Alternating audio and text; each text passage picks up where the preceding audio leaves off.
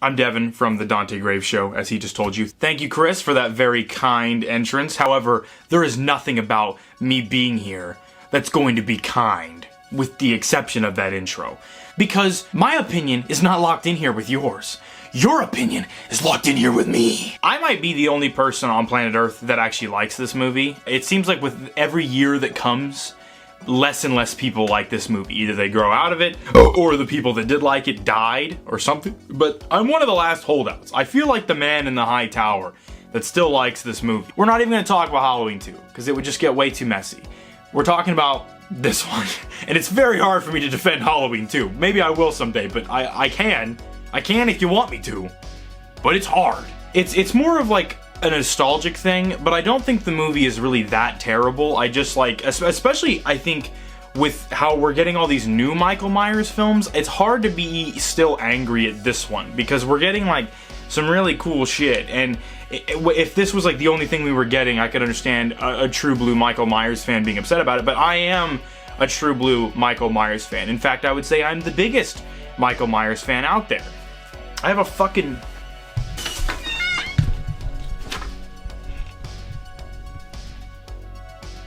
Do you have a Michael Myers painting in your house? No, I don't think you do. I doubt it. If you have one, then you can tell me I'm wrong. Otherwise, checkmate. I like Michael Myers more than you, so suck it. Okay, so, and also I want to preface it by saying that I don't hate Halloween 6. I know that the whole purpose of this video is to pit me and Chris against each other, but I have nothing but good things to say about Chris and Halloween 6. Well, no, I wouldn't say nothing but good things about Halloween 6, but I have nothing bad to say about Chris. Thank him for being here, and now let's get to work. In the Rob Zombie remake, basically, we're given the origin story that Michael Myers is the end result of a bad home, a very toxic, ugly home.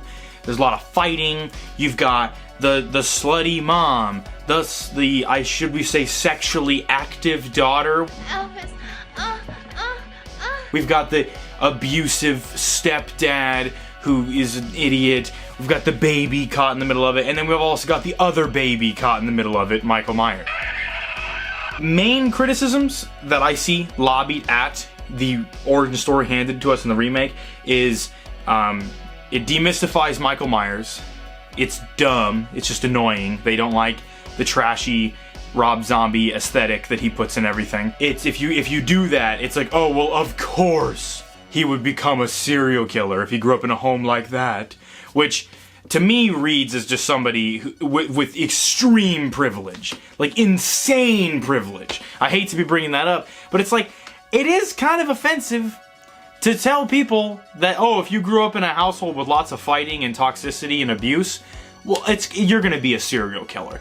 There are people in this movie, that have abusive, toxic homes that don't turn into Michael Myers.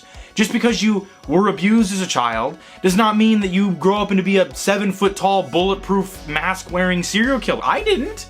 When do I get to be one of those? I guess that's kind of annoying. And the demystifying of Michael Myers, I can see that to an extent, but at the same time, it's not like they're saying that you should take the origin story from this movie and posit it at the beginning of Halloween 1978. Like, you should just watch the first half of Rob Zombie's Halloween, stop it, and then put in the other one. They're not saying that. This is an alternate version, a reimagining, an actual reimagining. I know they always say that with a remake that comes out, like, oh, it's a reimagining. And then you get the movie and it's just like the same movie but newer, with a couple new bells and whistles. The Nightmare on Elm Street remake is not a reimagining. It's the same movie again, and except worse. They just made it worse. Like, oh, you're welcome.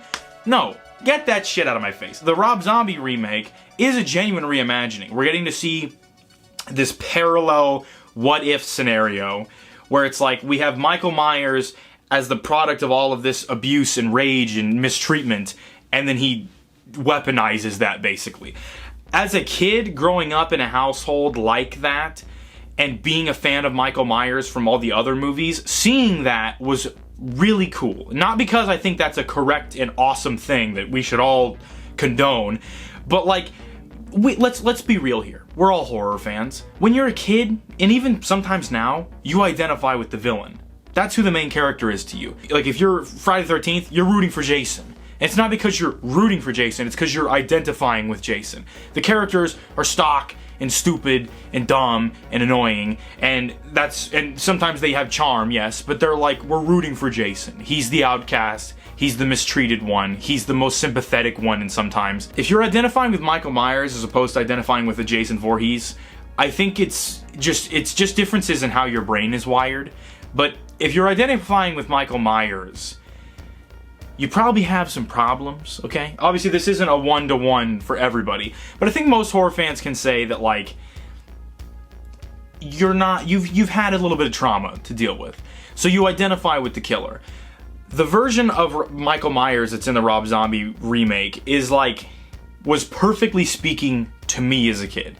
He had oily long hair. He had jeans with the fucking knees cut out of him.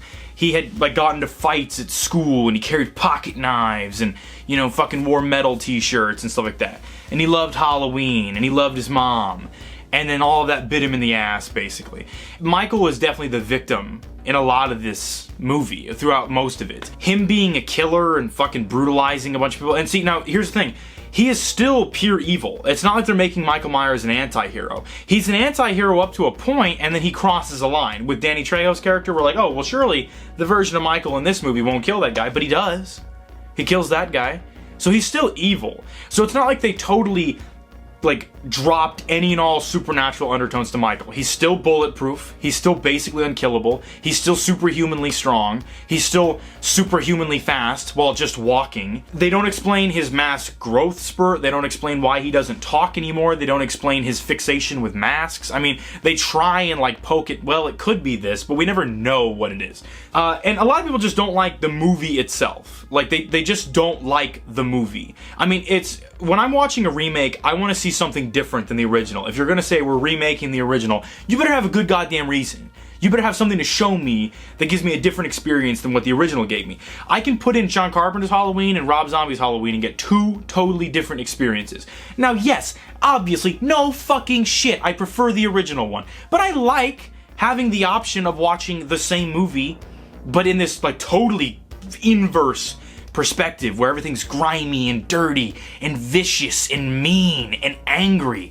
I like that. I like having the option. Halloween 1978 is like Twisted Metal, and Rob Zombie's Halloween is like Twisted Metal Black, if that makes any sense. And if you don't like that, fine. But it's like the criticisms are so stupid. They're like, oh, of course, in the Rob Zombie version, Michael Myers has to go into a truck stop bathroom and punch Ken Foree to death in an elongated fight scene to get his jumpsuit. That's way inferior to the original, where he just gets the jumpsuit off screen. Okay, look. There's something to be said about, like, you know, less is more, what you don't see, you know, leave it to the imagination. At the same time, if you don't like seeing Ken Foree and Michael Myers get in a fist fight in a dirty bathroom, then you and I have fundamentally different outlooks on the world. And I understand if you just don't care for it. But the opinions against this movie get so mean-spirited. They talk about how, like just like this seething hatred of this lifestyle, like a poverty, toxic, abusive family. Like, they hate seeing that, which, I mean, I don't say I like seeing it, but I identify with it, and I relate to Michael and his relationship with his sister in this movie. And also, that's something else, is they make the sister and Michael, like, intrinsically connected, which, in the original film, we have, obviously now, like, 4 different branches of where you can go with that. You can go down the Thorn thing, you can go down the H2O timeline, the modern timeline, or the Rob Zombie timeline, like, or just have the first one. Like, you have a million options. And I don't think there's anything wrong with offering options, because let's say you hated the Thorn Cult thing and you hated the Rob Zombie thing. You've got the new thing.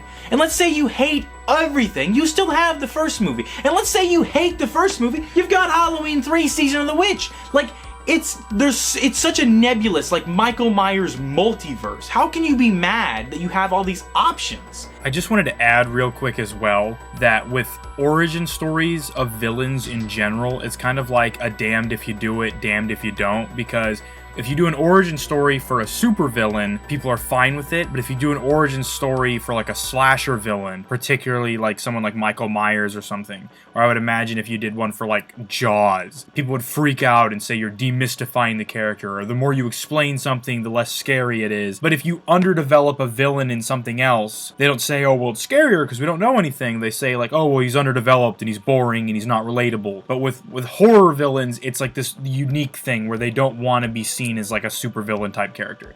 But with Michael Myers, if he's gonna keep coming back over and over, like us fans want him to, because some stick up their ass nobody is gonna say, well, then that's why he just should only be a one-time thing, it shouldn't be a franchise. Fuck that guy. We obviously want to see Michael Myers as much as we possibly can. So if you're gonna have him come back over and over again, you're gonna have to eventually explain a little bit more about him than just, he's nothing, he's a shape, he kills at complete random with no motive. Like, he has to have something to do. So the connection to the sister, the cult, the trashy lifestyle at home, the fucking whatever, like something has to be explained about him. It's, like I said, damned if you do it, damned if you don't. I just didn't want to have to hook up my fucking camera and shit to record this part again. Yes, you can argue about which one's superior or better, but with Halloween, people seem to get really locked in, like, this is the way it should be. And it's like, that's so stupid. I think it's fun to imagine Michael Myers is the muscle enforcer for some fucking cult or whatever. I think it's fun to see Michael Myers as an angry, abused child that grows into an unstoppable man. I think it's fun to see Michael Myers as the incarnate of pure evil that's supernatural and just can't die for no reason. That's the character. And in every iteration, the one constant, he doesn't talk, he wears a mask, he stabs people with a knife, he's got a cool theme song, he can't die. That's the constant. He's pure evil in every iteration. Even in this one, in the Rob Zombie one, it doesn't demystify him being pure evil. He still is pure fucking evil. Yes, he has one familial connection, and when that familial connection turns her back on him, he tries to kill her also, relentlessly, without mercy. What I like about the Halloween 6 stuff is that you've got Michael kind of like, it tied intrinsically now to the ancient medieval origins of Halloween, and I think that's kind of cool. It explains a lot of the supernatural stuff. And, you know, look, edgy fucking middle school me loved Michael Myers being the enforcer for this cult that has a fucking laboratory underground that's growing babies in jars to create the fucking apocalypse or whatever. I think that's super cool. And I like Halloween 6, a little secret, but I like Halloween 6. I really do get down with the Rob Zombie movie. I like that. I like the brutality. I like the viciousness. I like seeing Michael as a person with trauma and with anger and with love even deep down. Like, I know some people that could just makes their fucking blood boil, that even is a thing. But, and look, if you ask me who Michael Myers is, he's the shape. He's the boogeyman. He's nothing and everything at the same time. He's pure fucking unstoppable, unadulterated, unfiltered evil. But the Rob Zombie movie, I'm sorry, I just can't get angry about it. I enjoyed it as a kid. I enjoy it now. It's got some fucking cool kills. It's got some great music. It's got some fucking cool shit in it. I like it. It's got Ken Foree and Michael Myers fighting in a dirty bathroom. And a lot of people also that bring up the fucking Rob Zombie one, like, oh, it completely demystifies Michael and it just fucking there are people who say that, who I think are cool. A lot of the people, though, that say it just tend to be fucking stick-up-their-ass, butt-knocker, fucking bootlicking piece of shits that just don't like horror movies to begin with. Like, they just don't give a fuck about Michael Myers as a character. And what's so funny to me, also, is you get all these people saying that the Rob Zombie movie, like, they butchered it, they bastardized it, they fucking ruined what John Carpenter did, he desecrated ground zero of the slasher franchise or whatever, and they complain that we never get anything new. We want something new. But then when 2018 came out, everyone was like, oh, finally, a breath of fresh air, it's mind-blowingly brilliant, when all it did is just copy someone else's homework and change it a little. And that's what we want. That's what we were wanting the whole time. Rob Zombie literally did give you something different. You could say you didn't like it, but it was fucking different. And you could say, well, the second half just retreads the first movie. It retreads the first movie from a completely different, parallel reality eyeball. Like, it's not, you can watch them back to back and they look nothing alike from one another, from top to bottom. The characters are different, are written differently. You can say they're written worse, but they're written differently. It was something different. It was a completely unique, bold take on a beloved movie. And people didn't like it. And then they get the same thing, and now they're complaining that all we ever get is the same thing over and over. We want something new and original. It's just like Halloween fans and horror fans and movie fans and just fans in general are fickle. I like all of Halloween except for Resurrection. I like all of it. And I like having the option of picking between them. I completely just rambled. I'm so sorry, Chris. You're going to have to find something in here to use. But thank you for letting me be a part of the video. I'm going to plug real quick. Dante Graves Show. It's a show where I play a character named Dante Graves. He's a ghost hunter, but he ends up hunting monsters and serial killers and slasher villains and ghosts and all sorts of stuff. It's available on my channel. It's got a Halloween special coming up really soon. I've got a Halloween Kills video coming out soon. I review horror films. I just do spooky stuff all the time. Chris, thank you so much for having me on the show, and I hope I can do it again sometime.